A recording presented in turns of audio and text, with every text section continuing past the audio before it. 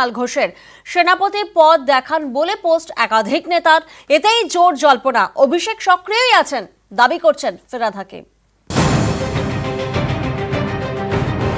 আরজি করে তরুণী চিকিৎসক খুন, ধর্ষণের অভিযোগ, এই নিয়ে রাজ্য তোলপাড়। শুক্রবার ফাঁসির দাবিতে পথে নামেন তৃণমূল নেত্রী মমতা বন্দ্যোপাধ্যায়। সেই মিছিলে দেখা যায়নি অভিষেক বন্দ্যোপাধ্যায়কে। তারপরে এদিন ইঙ্গিতপূর্ণ পোস্ট কুণাল ঘোষের। সোশ্যাল মিডিয়ায় তিনি লেখেন, আমরাও প্রতিবাদী, ফাঁসি চাই, কিন্তু তৃণমূল ও বাংলার বিরুদ্ধে শকুনের রাজনীতি বাম রামের। জননেত্রী মমতা বন্দ্যোপাধ্যায় এসব রুখতে লড়াইয়ের নেতৃত্ব দিচ্ছেন। সেনাপতি অভিষেক বন্দ্যোপাধ্যায়কেও সক্রিয়ভাবে সামনে চায়। আমাদের কিছু ভুল সূত্রে সঠিক পদক্ষেপে সব চক্রান্ত ভাঙতেই হবে।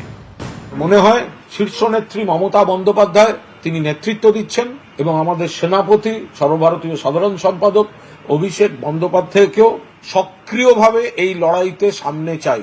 অভিষেক বন্দ্যোপাধ্যায় সক্রিয় নেই, সে তার করণীয় সমস্ত কাজই করছে, কিন্তু এখন কোনো কারণে একটু দূরে সরে আছে।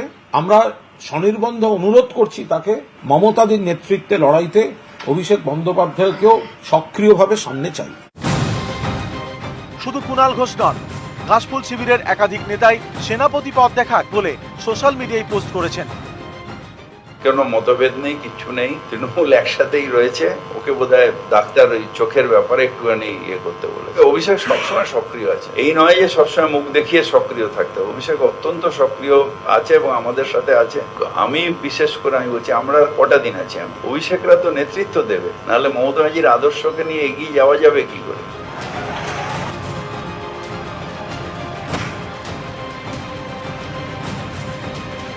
আরজি কর নিয়ে তোলপাড়ের মধ্যেই বুধবার রাতে হাসপাতালে বহিরাগতদের তাণ্ডব।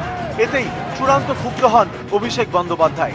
সোশ্যাল মিডিয়ায় তিনি লেখেন, আরজি করে রাতে যে তাণ্ডব চলল তা সব সীমা ছাড়িয়েছে। আমি জনপ্রতিনিধি হিসেবে পুলিশ কমিশনারের সঙ্গে কথা বলেছি, কমিশনারকে অনুরোধ করেছি যাতে ঘটনার সঙ্গে জড়িতরা চিহ্নিত হয় এবং তারা যে দলেরই হোক 24 ঘন্টার মধ্যে তাদের বিরুদ্ধে আইনি ব্যবস্থা নেওয়া হয়।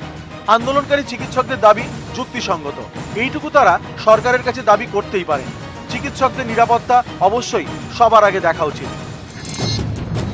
এই আরজি কর নিয়ে প্রথম থেকেই অভিযোগের তীরে বিদ্ধ আরজি করের প্রাক্তন অধ্যক্ষ সন্দীপ ঘোষ। তার বিরুদ্ধে স্বজন পোষণ, আর্থিক জালিয়াতি এবং পদের অপব্যবহারের অভিযোগ উঠেছে। পদত্যাগ করার পরেও তাকে ন্যাশনাল মেডিকেল কলেজে বদলি করা হয়েছিল, যদিও হাইকোর্টের নির্দেশে সেই পদে আর যোগ দিতে পারেননি সন্দীপ ঘোষ। কিন্তু প্রশাসনের বিরুদ্ধে সন্দীপ ঘোষের পাশে দাঁড়ানোর অভিযোগ জোরালো হয়েছিল ওই ঘটনায়।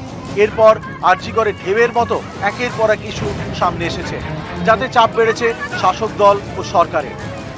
যে ব্যক্তিকে ঘিরে, যে অধ্যক্ষকে ঘিরে বিতর্ক সন্দীপ ঘোষ আরজি কর থেকে অপসারণের পর তড়িঘড়ি ন্যাশনালে নিযুক্ত হওয়া, এটায় মানুষ ভুল বুঝেছেন।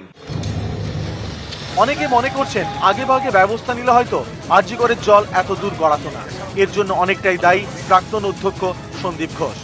এই অবস্থায় জানা গেছে ঘনিষ্ঠ মহলে সন্দীপ ঘোষের বিরুদ্ধে ক্ষোভ প্রকাশ করেছেন অভিষেক বন্দ্যোপাধ্যায়। আদতে দলের তরফ থেকে সরকারেরও কোনো ভুল থাকলে বারবার তা শোধরানোর কথাই বলেছেন অভিষেক। কিছুদিন আগেই নিজেকে দলীয় কাজ থেকে বিরত রেখেছিলেন। 2016 সালে নারদকাণ্ডের পর একই লোকেদের মন্ত্রী করা হয়েছিল বলে তিনি তৃণমূল সরকারের শপথ গ্রহণ অনুষ্ঠানে অনুপস্থিত ছিলেন। এবার শুক্রবারের মিছিলেও অভিষেকের দেখা নেই। তার পরের দিনই কুণাল ঘোষের ইঙ্গিতপূর্ণ মন্তব্য, এতেই রাজনৈতিক মহলে আবারও জল্পনা। নিউজ 18 বাংলা।